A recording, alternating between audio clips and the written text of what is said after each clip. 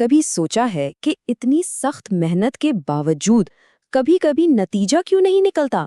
آج ہم ایک ایسی ہی کہانی کو سمجھنے کی کوشش کر رہے ہیں جو محنت، ناکامی اور ہماری کوششوں کے پیچھے چھپے ہوئے اسباب پر ایک بالکل نئی روشنی ڈالتی ہے۔ یہ وہ سوال ہے جو ہم میں سے بہت سے لوگوں کے ذہن میں کبھی نہ کبھی ضرور آتا ہے۔ کیا صرف ہماری کوشش اور جدوجہد ہی کافی ہے، یا پھر کوئی ایسی چیز بھی ہے جسے ہم شاید دیکھ ہی نہیں پا رہے؟ تو چلیں اس کہانی کو دیکھتے ہیں۔ یہ ایک ایسے نوجوان کسان کی کہانی ہے جس سے اپنے والد سے وراثت میں ایک بہترین زمین ملی تھی، اور اسے لگتا تھا کہ وہ کامیابی کا راز جانتا ہے، لیکن اسے ایک بہت بڑا سبق سیکھنا تھا۔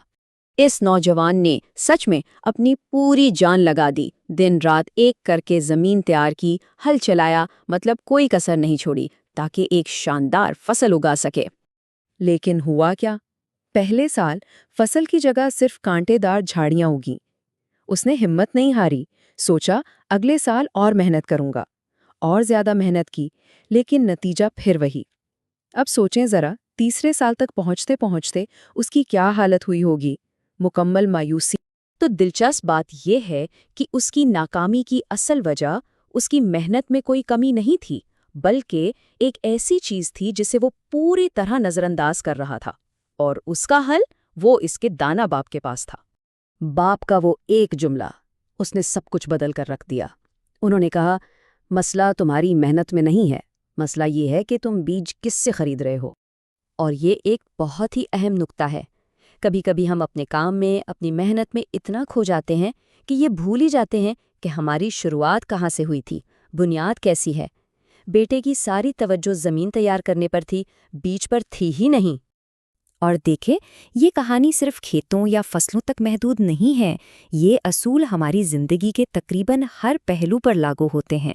تو آئیے ذرا ان اصولوں پر نظر ڈالتے ہیں جو حقیقی کامیابی کی بنیاد بنتے ہیں۔ تو یہ کہانی ہمیں، آپ کہہ سکتے ہیں، کامیابی کا ایک 4 نکاتی فارمولہ دیتی ہے۔ پہلا، سخت محنت کریں، یہ تو لازمی ہے۔ دوسرا، صرف ایک چیز پر نہیں، تمام اجزاء پر توجہ دیں۔ تیسرا، اپنے مخالفین سے ہوشیار رہیں۔ اور چوتھا، جو بہت اہم ہے، جب ناکامی ہو تو کسی تجربہ کار سے رہنمائی ضرور لیں۔ جب بھی ناکامی کا سامنا ہوتا ہے نا، تو ہم ایک دوراہے پر کھڑے ہوتے ہیں۔ ایک راستہ مایوسی اور ہمت ہار دینے کا ہے، اور دوسرا راستہ ہے کہ ان لوگوں سے رجوع کیا جائے جو اس راستے کو ہم سے بہتر جانتے ہیں۔ انتخاب ہمیشہ ہمارا اپنا ہوتا ہے۔ اچھا، اب ذرا دیکھتے ہیں کہ یہ ایک سادہ سی کسان کی کہانی کس طرح ایک بہت بڑے اور حقیقی نظام، یعنی ہمارے قومی تعلیمی نظام پر ایک طاقتور تبصرہ بن جاتی ہے۔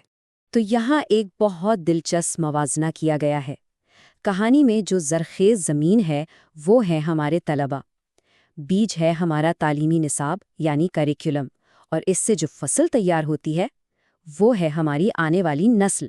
تو اس ماخوذی مواد میں یہ دلیل پیش کی گئی ہے کہ اگر تعلیمی نظام، نصاب اور اساتذہ کی تربیت کی بنیاد ہی کسی ایسی جگہ سے لی گئی ہو جو ہماری اپنی اقدار سے مطابقت نہیں رکھتی، تو پھر یہ کیسے ممکن ہے کہ اس سے جو نسل تیار ہو وہ ان اقدار پر قائم رہے؟ اور یہی اس پوری بحث کا نچوڑ ہے۔ ہماری بنیاد، ہماری محنت جتنی ہی اہم ہے، اگر بنیاد ہی ٹھیک نہ ہو یا کمزور ہو تو اس پر جتنی مرضی محنت سے عمارت کھڑی کر لیں وہ کبھی بھی مضبوط نہیں ہو سکتی۔ تو یہ تجزیہ ہمیں ایک اہم سوال کے ساتھ چھوڑ جاتا ہے۔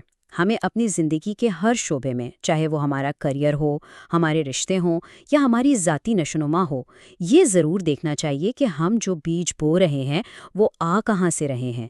کیا ہم اپنی بنیادوں پر واقعی توجہ دے رہے ہیں؟